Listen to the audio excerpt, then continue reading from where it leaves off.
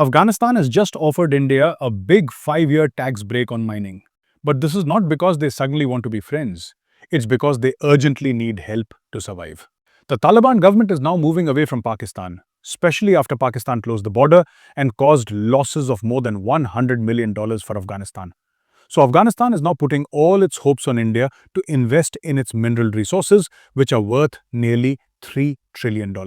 So why is Afghanistan suddenly reaching out to India instead of Pakistan, the neighbor it's been dependent on for decades? Why are minerals so important for the Taliban's political survival? And most importantly, should India actually take this offer, or is it walking into a trap that could cost billions? Let's break this down step by step. The story begins with Pakistan taking a big step in October 2025. Pakistan closed two major border points that connect it with Afghanistan, Torkham and Chaman. These are not normal borders. They are lifelines for Afghanistan. Almost 45% of Afghanistan's total exports pass through these two crossings. 45%. Just think about that. The Taliban government depends on this trade the same way your body depends on oxygen. But Pakistan did not just close the borders randomly. After deadly clashes where Afghan forces attacked Pakistani military positions, killing 23 Pakistani soldiers, Islamabad decided to cut Afghanistan off completely. For 2 weeks, that border remained sealed for trade. The results were immediate and brutal. In Afghanistan's markets, prices of basic goods skyrocketed. Fresh tomatoes, vegetables, essentials, everything became expensive overnight. Afghan people could not find what they needed. The Taliban government watched their economy contract even further. So the Taliban leadership did something strategic. They looked at the map differently. They looked at who actually wants to invest, who respects Afghan independence, and who could offer real economic benefits. And they realized that maybe it was not Pakistan. Maybe it was someone else entirely. Someone who actually has the money, the technology, and the capability to develop Afghanistan's resources. That someone was India. But before we talk about what India is being offered, we need to understand exactly what Afghanistan has that makes everyone, literally everyone, want a piece of it. In 2010, US studies estimated nearly $1 trillion of mineral wealth in Afghanistan. $1 trillion. But, and this is crucial, that estimate did not even include lithium and fossil fuels. The real number could be $3 trillion or more. Imagine that.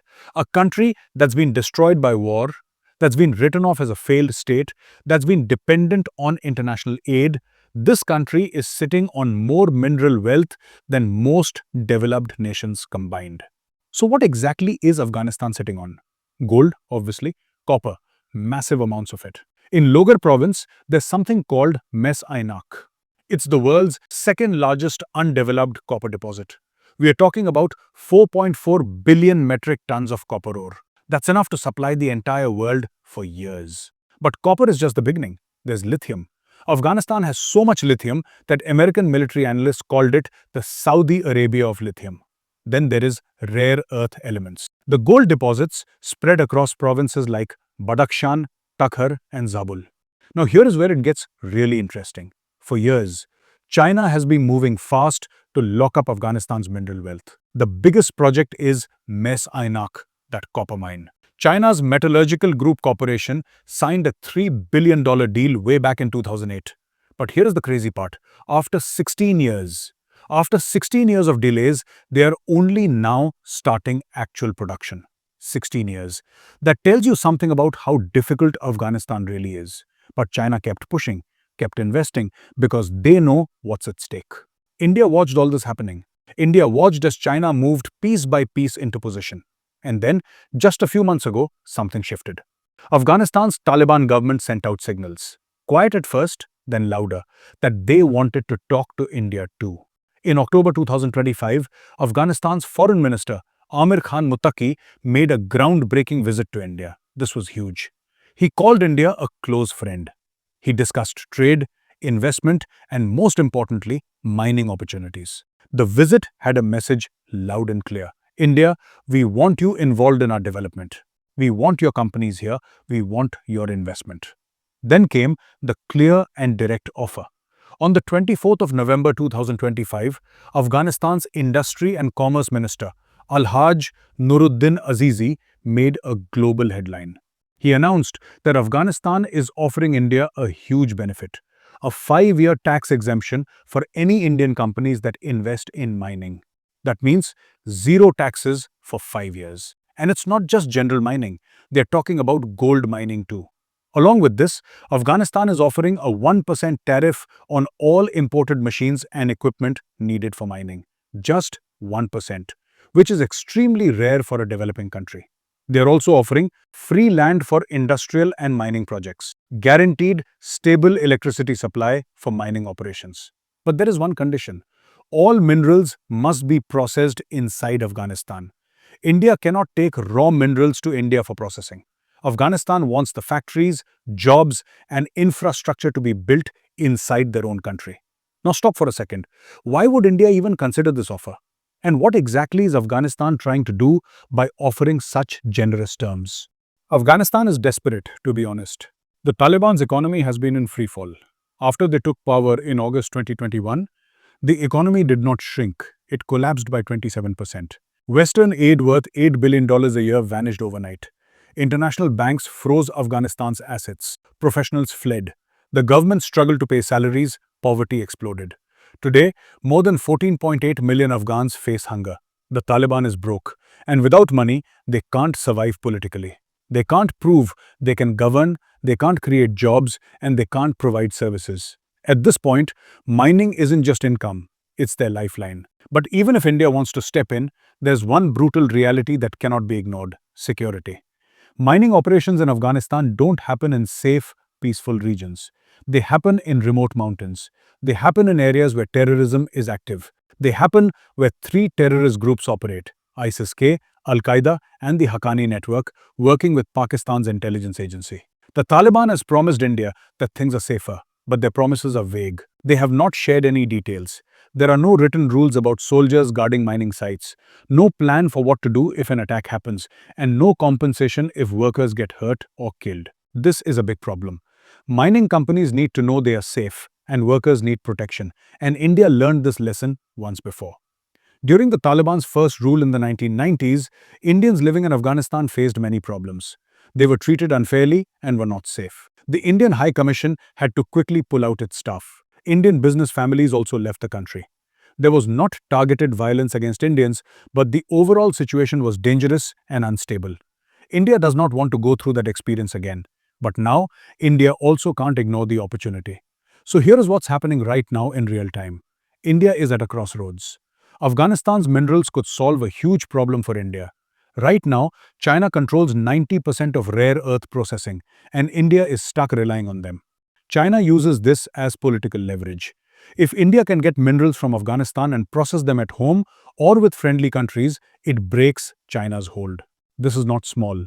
It's crucial for India's independence and strategy. But beyond minerals, there's the bigger geopolitical game. For decades, Pakistan has used its geographic location to control Afghanistan's access to the outside world. Pakistan controls the ports, Pakistan controls the trade routes, Pakistan uses this control as leverage to keep Afghanistan dependent. But what if Afghanistan could trade through Iran's Chabahar port instead? What if Afghanistan could connect to Central Asia through alternative routes? What if India was the one facilitating these alternatives? Then India becomes the central connector. India becomes the power broker. Pakistan gets marginalized. And that's exactly what India's Connect Central Asia policy is trying to achieve. India's long-term strategy is clear: get access to Central Asian energy. Central Asia has oil, natural gas, and uranium. India needs these resources, but to get them, India has to go through Afghanistan or around Pakistan. The traditional route through Pakistan has always been blocked or restricted. China is building the Belt and Road Initiative through Pakistan. India needs an alternative. Afghanistan mining investment would mean infrastructure development: roads, rail, power plants. This infrastructure could eventually connect India to Central Asia independently. That's strategic autonomy. That's freedom from Pakistani interference. That's the real prize. Here is what India could do, and this is the smart play. India could start small, very small. Pilot projects, limited investment, test the waters. Maybe start with gold mining, which is lower risk than lithium. Establish operational procedures, build relationships with Taliban officials. See if the Taliban actually provides security. See if contracts are honored. See if the Taliban government is stable enough to maintain promises over years. Only after 2 to 3 years, Once pilots are successful, once Taliban has proven reliable, then India scales up. Then India pursues the big lithium and rare earth investments. Then India brings in processing infrastructure and massive capital. This phased approach gives India a huge advantage. But here is the twist. Not engaging at all might be even more dangerous. If India doesn't engage, if India stays out completely, then Afghanistan becomes completely a Chinese and Pakistani sphere of influence. Central Asia becomes dominated by China. India's strategic position weakens. India's ability to access Central Asian energy diminishes. India's leverage in the region evaporates. So there's a strategic cost to not engaging too. So, coming back to the original question, should India say yes to Afghanistan's mining offer? The answer is yes, but strategically. Yes, with conditions. Yes, with caution. Yes, with a phased approach. Yes, by refusing to rush. India should engage, but India should move carefully. India should start with small pilot projects and test Taliban's reliability before committing large capital. What India should not do is ignore this opportunity. Because if India does not move, China will move completely unopposed. And Central Asia will become a Chinese sphere of influence. The chessboard has shifted, the pieces are moving. Afghanistan is no longer Pakistan's exclusive domain. Afghanistan is becoming a multipolar space where India, China, Russia, Iran, and Central Asian states are all competing for influence and resources. India can win in this space. India has advantages, India has options, but India has to move wisely. What do you think India should do? Should it go for the strategic opportunity and take the mining deal even though there are risks? Or should India play it safe and wait until Afghanistan becomes more stable before investing a lot of money? Let me know what you think in the comments. And if this video gave you new insights, don't forget to subscribe. It really motivates me to create even more for you.